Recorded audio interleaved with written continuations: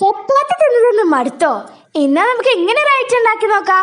ഈ റൈറ്റ് ഉണ്ടാക്കാൻ വേണ്ടിയിട്ട് ഒരു ബൗളിലോട്ട് ഒരു കപ്പോളം ഗോതമ്പ് പൊടിയും ഒരു കപ്പോളം മൈദപ്പൊടിയും കൂടെ ചേർത്ത് ആവശ്യത്തിന് ഉപ്പും കൂടെ ചേർത്ത് നന്നായിട്ടൊന്ന് മിക്സ് ചെയ്ത് കൊടുക്കുക. ഇനി ഇതിലോട്ട് കുറച്ചായി വെള്ളം കൂടെ ചേർത്ത് നമുക്ക് ചപ്പാത്തിക്ക് കുഴക്കണ പോലെ ഒന്ന് കുഴച്ച് കുറച്ചു നേരം റെസ്റ്റ് ചെയ്യാൻ മാറ്റി വെക്കണം. ഇനി മറ്റൊരു പാൻ എടുത്ത് ഓയിൽ ഒഴിച്ച് നമുക്ക് ഉള്ളി ഒന്ന് ആദ്യം ഒന്ന് വഴറ്റിയെടുക്കണേ.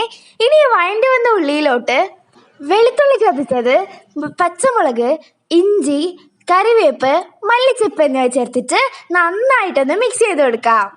ഇനി ഇതിലോട്ട് നമുക്ക് മുളക് പൊടി, മഞ്ഞൾപ്പൊടി, ചിക്കൻ മസാല, ഗരം മസാല എന്നിവ ചേർത്തിട്ട് നന്നായിട്ടൊന്ന് മിക്സ് ചെയ്ത് കൊടുക്കാമേ. പിന്നെ ഉപ്പിടാൻ മറക്കണ്ട കേട്ടോ. ഇനി ഇതിലോട്ട് നമ്മൾ പൊരിച്ച് പിച്ചിയ ചിക്കനും കൂടെ ഇട്ടെടുത്തിട്ട് നന്നായിട്ടൊന്ന് മിക്സ് ചെയ്ത് കൊടുക്കാമേ.